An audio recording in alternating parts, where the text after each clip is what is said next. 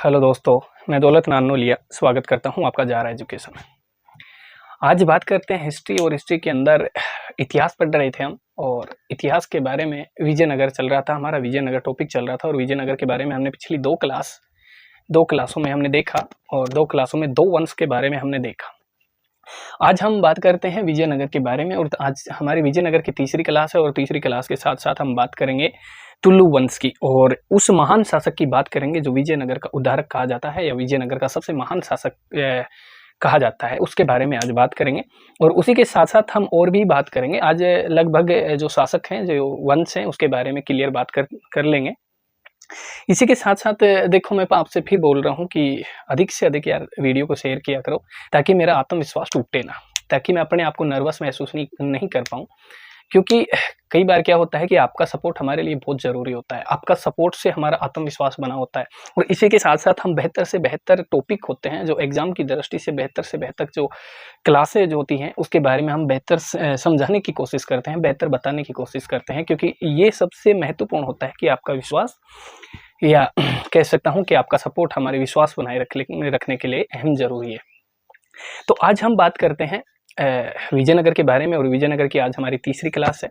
तो विजयनगर के बारे में हम तीसरी क्लास में बात करेंगे। हमारे सामने देखो, एक बार मैं फिर से रिपीट कर लेता हूँ, विजयनगर के बारे में फिर से रिपीट करता हूँ। तो हमारे सामने पहला वंश आता है संगम वंश। हमने ये दूसरी बार रिपीट कर रहा हूँ, हमारे बारे में मैं दूसरी बार रिपीट कर रहा हूँ, सॉरी। अब देखो क्या होता है, हमारे सामने संगम वंश हमने हमने पढ़ा इसके बारे में पिछली क्लास में। इससे पहले मतलब पहली क्लास में हमने संगम वंश के बारे में बात की थी। अब दूसरा आएगा हमारे सामने सालू वंश। अब तीसरा आएगा हमारे पास तुलु वंश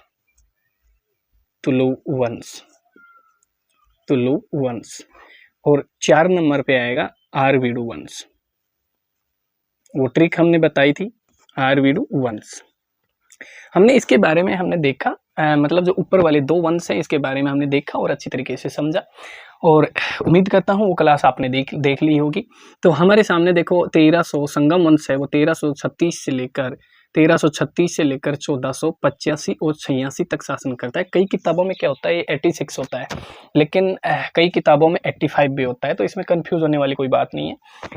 और यहाँ से देखो 1485 से लेकर 1505 तक कौन सा शासक करता है, कौन सा वंश शासन करता है, सालू वंश। अब देखो सालू वंश के बाद में तुलु वंश आता है, तो ये 1505 से लेकर 1570 तक शासन करता है। 1505 से लेकर 70 तक शासन करता है, मतलब टोटल 65 वर्ष तक शासन करता है।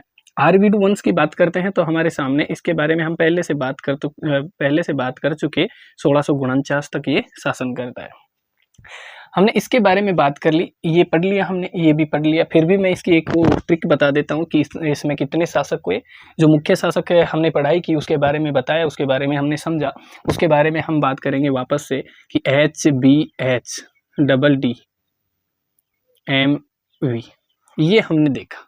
ये हमने देखा और ये हमने समझ भी लिया कि किसका कितना वंश कितने टाइम पीरियड चलता है, कितने टाइम पीरियड तक शासन किया। इसके बारे में हमारे ज़्यादा बात नहीं की, इसका ज़्यादा इतिहास नहीं मिलता। इसके बारे में नरसिंह जो संस्थापक होता है किसका, सालू वंश का, और नरसिंह इमाड़ी है वो लास्ट शासक होता है। आज बात करेंगे हम तुलु वंश के बारे में और तुलु वंश के बारे में अच्छी तरीके से समझेंगे और पढ़ेंगे। तो स्टार्ट करते हैं आज की क्लास और तुलु वंश के बारे में आज हम बात करते हैं। अब देखो, आज हम तुलु वंश के बारे में बात करते हैं। तो तुलु वंश है उसके बारे में देखो अभी बात करते हैं। अब देखो हमारे सामने तीसरा वंश चल रहा है और तीसरा वंश हमारे सामने आता है तुलु वंश। कौन सा वंश आता है, तुलु वंश। मैं थोड़ा अच्छी तरीके से लिख देता हूँ, इस तरीके से लिख देता हूँ कि हम कॉपी में नोट्स बना सके। तो हमारे सामने आता है तुलु वंश। ये कब से कब तक शासन करता है, 1505 से लेकर 1570 तक। देखो यहाँ हमने देखा और हमने जो पिछली क्लास में समझा अच्छी तरीके से कि इसका जो संस्थापक होता है, फाउंडर होता है, संस्थापक, उसका नाम होता है वीर नरसिंह। वीर नरसिंह, वीर नरसिंह, वीर नरसिंह इसका संस्थापक होता है। इसके बाद में देखो इसका ज्यादा इतिहास नहीं मिलता और यहाँ से एक शासक निकल के आता है और सबसे महत्वपूर्ण शासक होता है, उसके बारे में पढ़ना जरूरी है क्योंकि 2018 आरपीएफ एसआई के अंदर वहां से एक क्वेश्चन आया था, मैं उस क्वेश्चन का भी बताऊंगा। और उस शासक का नाम होता है, उस शासक का नाम होता है करसन देव राय, करसन देव राय, करसन देव राय।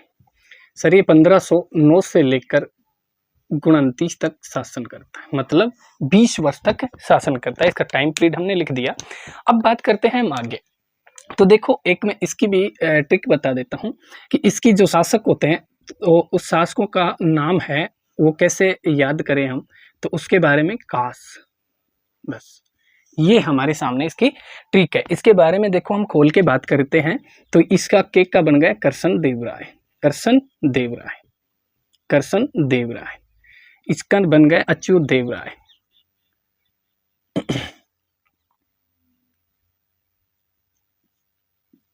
अच्युत देव राय, ठीक है। और एस का बन गया सदाशिव, सदाशिव, ठीक है। इस 3 शासकों के बारे में हम तुलु वंश में पढ़ेंगे और अच्छी तरीके से समझेंगे, जिसमें सबसे महत्वपूर्ण शासक है हमारे सामने करसन देव राय।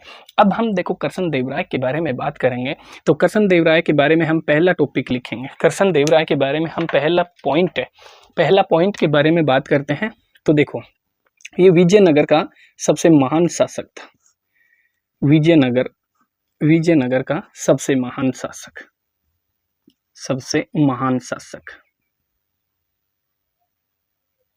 महान शासक, महान शासक था विजयनगर के बारे में। मैं विजयनगर का सबसे महान शासक था, ठीक है। दूसरा हम बात करें तो देखो उस समय क्या होता है कि बाबर, जो बाबर था उसकी आत्मकथा हम पहले से बात कर चुके बाबर के बारे में। तो बाबरनामा होता है ना, बाबर ने अपनी आत्मकथा बाबरनामा में भारत का सबसे महान शासक के बारे में बताया। बाबरनामा में भारत का सबसे महान शासक बताया, सबसे महान शासक बताया, सबसे महान शासक बताया, ठीक है। सबसे महान शासक बताया। देखो इसके उपनाम की हम बात करें, इसको क्या कहा जाता है, आंध्र भोज कहा जाता है। क्या कहा जाता है, आंध्र भोज, आंध्र भोज या अभिनव भोज के नाम से भी जाना जाता है, अभिनव भोज, अभिनव भोज उपनाम, मैं लिख देता हूं उपनाम, उपनाम। अब यहाँ हम बात करते हैं, आगे चलते हैं इसके बारे में। तो आगे हम बात करते हैं कि इन्होंने मतलब ये एक महान विद्वान था, ये एक महान विद्वान था। इसके कह सकता हूँ कि इन्होंने क्या किया, इन्होंने कुछ किताबें लिखी। इन्होंने क्या लिखी, कुछ किताबें लिखी। अब उसी के बारे में हम बात करेंगे, इसी के बारे में हम बात करेंगे। तो एक तो उन्होंने बुक लिखी अमुक्त मालद्य, अमुक्त मालद्य, अमुक्त मालद्य। एक लिखी थी जाम्बवती कल्याणम, जाम्बवती कल्याणम, जाम्बवती कल्याणम, जाम्बवती कल्याणम। और दूसरी लिखी थी अभिनव, अभिनव। और एक थी मदालसा चरित, एक थी मदालसा चरित। मैं 4 नंबर लिख देता हूं, मदालसा चरित, मदालसा चरित, मदालसा चरित, मदालसा चरित। हमने देखा कि अमुक्त मादल, देखो यहाँ से क्या होता है 2018, अभी मैंने एक क्वेश्चन के बारे में बताया कि 2018 आरपीएफ एसआई के अंदर ये बुक का नाम आया था कि अमुक्त मालद्य बुक किसने लिखी थी, और ये क्वेश्चन 2018 के अंदर आया था। अब इसी के साथ देखो हम बात करते हैं, इसी के साथ हम बात करेंगे। देखो हमारे सामने 4 बुक आ गई, एक तो अमुक्त मालध्य, जाम्बवती कल्याणम और मदालसा चरित्र और अभिनव उषा परिणय, सॉरी इसका नाम था उषा परिणय, अभिनव नहीं उषा परिणय था, इसका नाम था उषा परिणय, उषा परिणय, उषा परिणय। ये इन्होंने 4 बुक लिखी थी। अब देखो मैं इसके बारे में थोड़ी सी बात करूंगा कि अगर इससे आगे हम बात करते हैं, इससे आगे बात करते हैं तो यहाँ मैं लिख सकता हूँ, या मैं इधर लिख देता हूँ, या मैं इधर लिख देता हूँ कि इसके जो दरबारी थे, देखो इसके जो दरबार में, इसके दरबार में अष्ट दिग्गज रहते थे। अष्ट दिग्गज का मतलब होता है इसके 8 है, जो 8 विद्वान थे वो रहते थे, महान विद्वान रहते थे, जिसके राज दरबारी एक तो था अल्लासानी, सबसे मेन था अल्लासानी पेडाना, अल्लासानी पेडाना ये था। ठीक है, देखो अल्लासानी पेडाना के बारे में हम बात करते हैं, अल्लासानी पेडाना के बारे में हम बात करते हैं तो इसको देखो आंध्र कविता, मतलब आंध्र तथा तेलुगु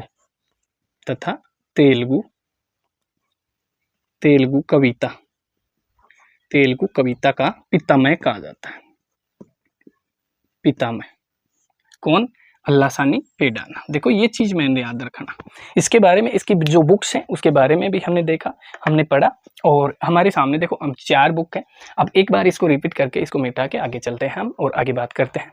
तो देखो इसी के साथ साथ तुलु वंश के बारे में हमने बात की इसी में, और इसको हम रिपीट करें, सॉरी तुलु वंश नहीं, तुलु वंश, हाँ तुलु वंश के बारे में बात की।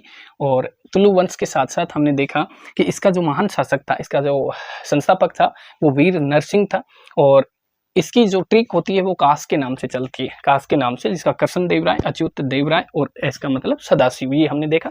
इसी के साथ साथ हम पहला शासक होता है, वो पहले शासक के बारे में हमने बात की, कृष्ण देव राय। कृष्ण देव राय का टाइम पीरियड होता है वो 1509 से 1529 तक चलता है, 29 तक। देखो ये सबसे महान शासक था। हमें मतलब क्या करना है कि जो मुख्य टॉपिक है इसके बारे में, जो मुख्य पॉइंट है उसको उठाते हैं। तो विजयनगर का सबसे महान शासक कहा जाता है इसको। बाबरनामा में जो बाबर ने अपनी आत्मकथा लिखी थी, उन्होंने उसमें क्या लिखा कि भारत का सबसे महान शासक अगर कोई है तो वो कौन है? कृष्ण देव राय है।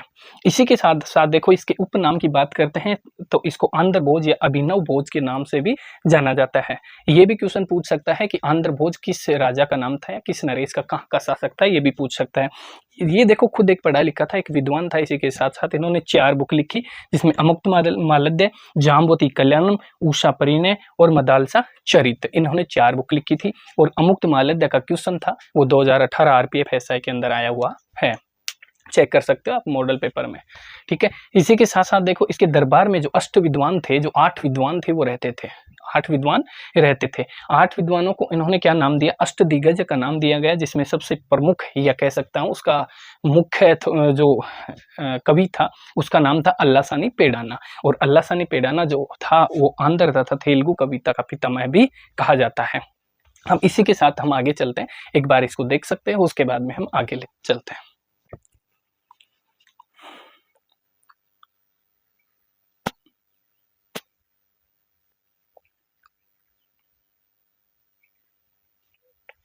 चलते हैं आगे और आगे बात करते हैं।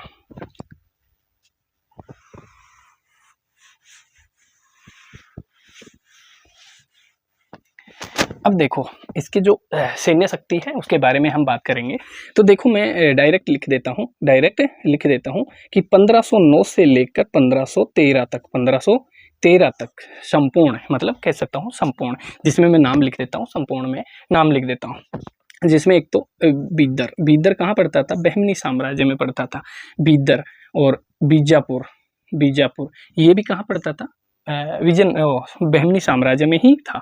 ठीक है, उसी के साथ साथ देखो रायचूर दोआब, जिसके बारे में हमने पहले बात की थी कि जो विजयनगर और बहमनी साम्राज्य के बीच में जो लंबा संघर्ष था वो किसके कारण था? रायचूर दोआब क्षेत्र के कारण था। ठीक है, इसी के साथ साथ जो उड़ीसा का था वो उड़ीसा का चंद्रगिरी।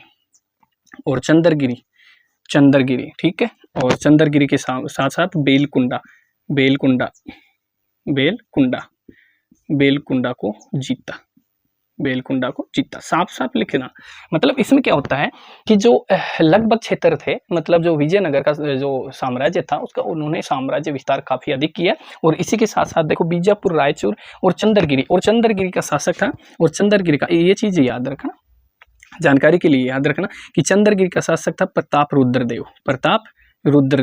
और ये प्रताप रुद्रदेव इसके साथ इनको जीतने के बाद में इन्होंने अपनी पुत्री का विवाह किया था, जिनका नाम था तिरुमाला। ठीक है, इन्होंने अपनी पुत्री का विवाह किसके साथ किया था? कृष्णदेव राय के साथ किया था।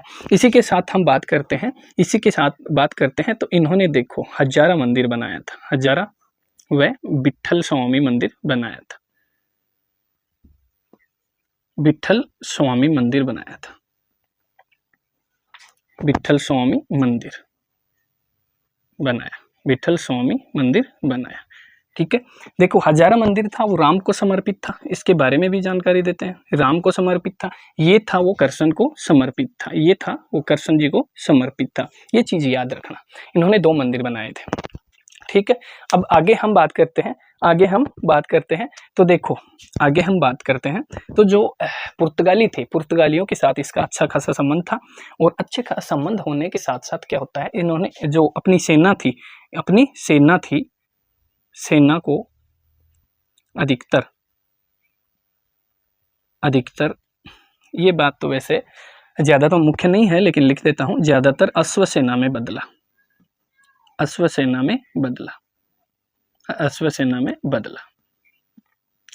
ठीक है, अब देखो यहाँ से हम बात किए हैं कि इन्होंने 1509 से 13 तक लगभग है ना जो विजयनगर का साम्राज्य था, विजयनगर का विस्तार बहुत अधिक किया। और इसी कारण क्या होता है, सबसे महान शासक जो बाबर लिखता है इसके बारे में कि भारत का सबसे महान शासक अगर कोई है तो वो कौन है? कृष्णदेव राय। और इसी के साथ साथ क्या होता है, 1509 से 13 तक मतलब 4 साल के अंदर इन्होंने इतना विस्तार कर दिया कि आज तक के विजयनगर साम्राज्य में किसी शासक ने नहीं किया। इसी के साथ साथ देखो ये हजारा और विठल स्वामी मंदिर बनाया।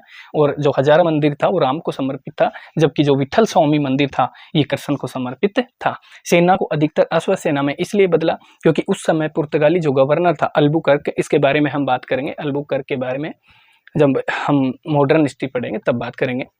तो इन्होंने क्या कर दिया, उससे अश्व मतलब घोड़े खरीदने की सबसे अधिक आवश्यकता थी। और इसी कारण इन्होंने घोड़े खरीदे और अपनी सेना थी वो अधिकतर किसमें बदला? अश्व सेना में बदल दिया। अब बात करते हैं सर हम अच्युत देव राय के बारे में। दूसरा शासक हमारे पास आता है अच्युत देव राय। अब बात करते हैं, एक बार इसको देख लेते हैं फिर पढ़ते हैं आगे।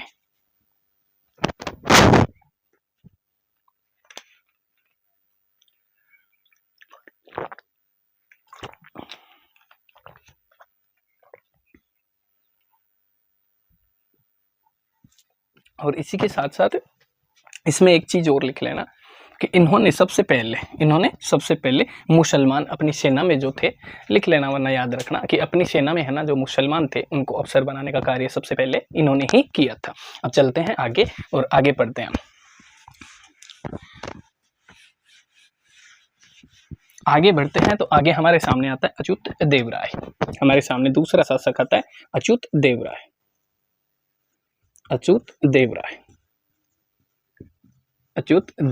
ये सिर्फ इसका टाइम पीरियड होता है 1529 से लेकर 42 तक। ठीक है, ये ज्यादा इसका इतिहास नहीं मिलता, ये सिर्फ एक कठपुतली नाम का शासक होता है। मतलब इसी के समय होता है ना, इसी के टाइम में क्या होता है, इसके समय इन्होंने सिर्फ एक ही काम किया कि एक महामंडलेश्वर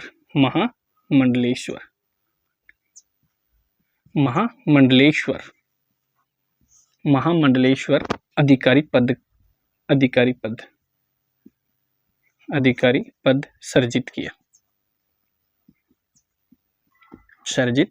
बस एक चीज याद रखना। ठीक है, महामंडलेश्वर एक अधिकारी पद नियुक्त किया। ठीक है, और इसी के साथ साथ हम आगे चलते हैं तो सदाशिव के बारे में बात करते हैं।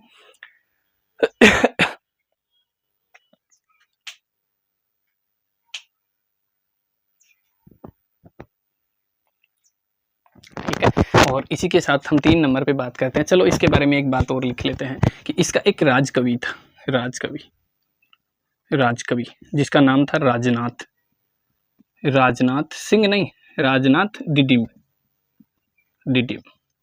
इन्होंने एक बुक लिखी, वो बुक भी याद रखना, अच्युता भयोदय, अच्युता भयोदय, ये बुक लिखी। इसमें क्या होता है, इसका जो अच्युत देव राय था, इसकी उपलब्धियों का वर्णन किया गया है, जैसा भी किया उन्होंने इस बुक में। ये बुक लिखी किसने, राजनाथ डिडिम ने। इसके बाद हम बात करेंगे सदाशिव की, सदाशिव, इसके बारे में, सदाशिव के बारे में बात करते हैं। तो इसका टाइम पीरियड होता है वो 1542 से लेकर 1570 तक, 1542 से लेकर 17 तक। ये अंतिम सम्राट था, तुलु वंश का अंतिम सम्राट, अंतिम राजा था। ये दोनों राजा अंतिम सम्राट या राजा कह सकते हैं, कुछ भी, अंतिम सम्राट, सम्राट लिख देता हूँ, अंतिम सम्राट था। देखो ये एक भी क्या होता है कि एक कह सकते हैं कि एक कठपुतली नाम का एक शासक होता है, मतलब इसकी जो साम्राज्य की जो शक्ति थी, मेन शक्ति थी, वो इसके दो साले थे, उसी के हाथ में थी, उसके हाथ में थी, उसके हाथ में थी। अब इसके बारे में हम बात करेंगे। इसमें देखो एक होता है राम राय, ये राम राय था, ये राम राय था, ठीक है, ये राम राय के, इसका पूरा शासन था वो राम राय के हाथ में था। देखो यहाँ से एक युद्ध होता है, एक युद्ध होता है, एक युद्ध होता है, एक युद्ध होता है, जो कब होता है, 23 से 25 जनवरी 1565 को होता है, जिसको क्या कहा जाता है, तालीकोटा का युद्ध कहा जाता है। ये क्वेश्चन आ चुका है कई बार, तालीकोटा का युद्ध, तालीकोट इसका दूसरा नाम, कर्षण, ठीक है। तीसरा नाम राक्षस तागड़ी, राक्षस तागड़ी, तगड़ी, राक्षस तगड़ी का युद्ध हुआ था, ठीक है, राक्षस तगड़ी का युद्ध हुआ था। ये बहमनी और विजयनगर के बारे में, विजयनगर के मध्य हुआ था, जिसमें बहमनी की तरफ बीदर और बीजापुर था, और इसी के साथ साथ ये इस युद्ध में होता है ना, सदाशिव, जो सदाशिव था, इधर से भी जो राम राय था ये बचा हुआ था, लेकिन इसके जो बीदर का जो सम्राट था अहमद अली, वो इस युद्ध में मारा गया था, ठीक है। अब इसी के साथ साथ देखो यहाँ सबसे मेन चीज होती है तालीकोटा का युद्ध, इस चीज को आप याद रखना, इसके नाम भी याद रखना। ये किसके मध्य हुआ था, बहमनी और विजयनगर के मध्य हुआ था, 23 से 25 जनवरी। इसकी अगर एक डेट आए तो 25 जनवरी लगा देना, एक डेट आए तो डेट पूछे तो 25 जनवरी आएगा, ठीक है। इसमें क्या कहा जाता है, इसको तालीकोटा का युद्ध भी कहा जाता है, कर्षण का युद्ध, और राक्षस तगड़ी का युद्ध भी कहा जाता है इसको, ठीक है। अब इसी के साथ हम आगे चलते हैं, तो आगे चलते हैं तो देखो सबसे बड़ी बात यहाँ से एक और आती है कि जो राम राय था, क्योंकि हमने इस चीज को पहले देखा और अच्छी तरीके से समझा कि जो सदाशिव का जो शासन था वो पूर्ण तरीके से किसके हाथ में था, राम राय के हाथ में था। तो अपनी सेना में सबसे ज्यादा अगर विजयनगर में मुसलमान सैनिक भर्ती किए तो किसने किए, राम राय ने किए थे। सबसे ज्यादा अगर विजयनगर के अंदर सबसे ज्यादा मुसलमान सैनिक भर्ती किए तो वो किसने किए थे, राम राय ने किए थे। अब बात करते हैं, आगे चलते हैं, एक बार इसको देख लेना।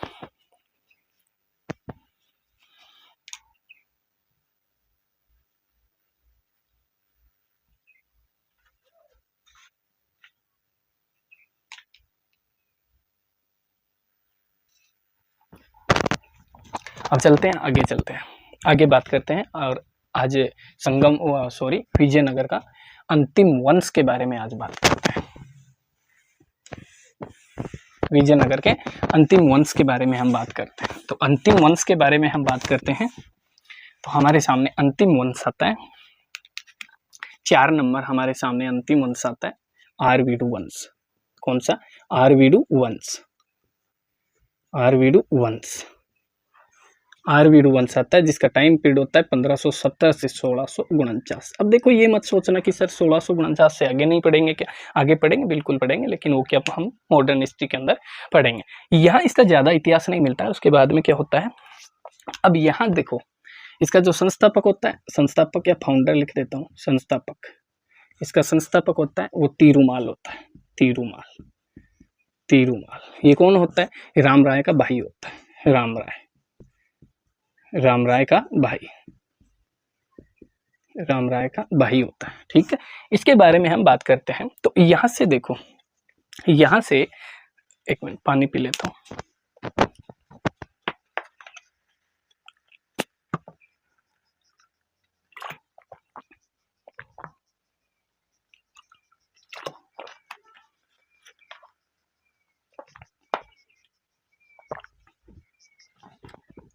इसका और यही एक इसका लिख देता हूं, अंतिम सम्राट, अंतिम शासक। कई बार पूछता है कि अंतिम शासक कौन था, कई बार पूछ लेता है कि आरवीडू वंश का अंतिम शासक कौन था। मतलब आरवीडू वंश का ही जरूरी नहीं है, किसी भी वंश का पूछ सकता है। दिल्ली सल्तनत में भी हमें पूछ सकता है। बाकी अदर जो है हिस्ट्री के अंदर किस कोई से भी वंश हो उसके बारे में हमें लास्ट या फर्स्ट शासक संस्थापक पूछ सकता है। तो अंतिम शासक था श्रीरंग तृतीय, श्रीरंग तृतीय। ये इसका क्या था, अंतिम सम्राट था। अब देखो यहाँ से एक शासक आता है, यहाँ से एक शासक आता है जिसका नाम होता है वेंकट द्वितीय, वेंकट द्वितीय, द्वितीय, वेंकट द्वितीय। ये सर 1586 से लेकर 1614 तक शासन करता है। 1586 से लेकर 1614 तक शासन करता है। इसके समय एक मेन चीज यही होती है कि इसके समय जो मैसूर है, मैसूर है, मैसूर को बसाया गया, मैसूर को बसाया गया। और इसका संस्थापक कौन था, ओडियार। कौन था, ओडियार। एक ओडियार राजा होता है जो किसकी जो किसकी अनुमति से बना, वेंकट द्वितीय ने अनुमति दी और मैसूर राज्य को बसाया। कब बसाया, 1612 ईस्वी में। कब बसाया था, 1612 ईस्वी में। यहाँ से ये देखो क्वेश्चन कई बार ऐसे भी पूछ सकता है कि जो मैसूर की स्थापना किस राजा के समय की गई या किस सम्राट के समय की गई। तो कौन था, वेंकट द्वितीय के समय की गई। ऐसे भी पूछ सकता है कि मैसूर को किसने, या मैसूर का संस्थापक किसे माना जाता है, तो ओडियार को माना जाता है। मैसूर कब बसाया गया, यहाँ से 3 क्वेश्चन बन गए हमारे सामने। मैसूर कब बसाया गया, 1612 में। मैसूर का संस्थापक कौन है, ओडियार। और मैसूर किस राजा के समय बसाया गया, किस समय कालीन में बसाया गया, वेंकट द्वितीय के समय में। और चौथा क्वेश्चन अगर ज्यादा अधिकतर पूछे तो ये भी पूछ सकता है कि मैसूर जो राज्य था वो कब बसा, किस वंश के टाइम पीरियड या किस वंश के समय अंतराल में बसाया गया है। तो आरवीडू वंश के संस्थाल में अंतराल में बसाया गया। अब देखो, अब बात करते हैं हम आगे, और आगे विजयनगर का जो प्रशासन है उसके बारे में बात करेंगे। और विजयनगर प्रशासन के बारे में हम देखो, प्रशासन के बारे में इसलिए जरूरी है क्योंकि जो विजयनगर प्रशासन के बारे में सैन्य शक्तियां थी, जो सेनापति थे उसको क्या कहा जाता था, जो करसी होती थी उसका कितना भाग कर के रूप में लिया जाता था, और जो सैन्य शक्ति को क्या कहा जाता था, जो न्याय व्यवस्था थी वो कैसी है, उसके बारे में हम बात करें तो उसके बारे में हम अगली क्लास में विजयनगर की एक क्लास और बनाएंगे। मतलब कह सकते हैं कि विजयनगर के बारे में हम 4 क्लास बनाएंगे, और 4 क्लास में हम विजयनगर के जितने भी वंश थे उसके बारे में भी बात कर चुके, और जितने भी उसके प्रशासन की जो क्लास है वो भी अगली क्लास हम प्रशासन की ही बनाएंगे, और प्रशासन के बारे में हम अच्छे तरीके से पढ़ेंगे। और आज की क्लास आज की क्लास में हम आरवीडू वंश मतलब टोटल वंश के बारे में हमने बात कर ली, और वंशों के बारे में बात करने के साथ साथ आज की क्लास हमारी समाप्त होती है। उम्मीद करता हूँ आज की क्लास आपने अच्छी तरीके से समझे होंगे और अच्छी तरीके से देखे होंगे। और वीडियो को सबसे ज़्यादा मैं कह सकता हूँ कि ज़्यादा से ज़्यादा शेयर किया करो। और यार, अगर वीडियो आप चला ही लेते हो तो चैनल को सब्सक्राइब भी ज़रूर किया करो।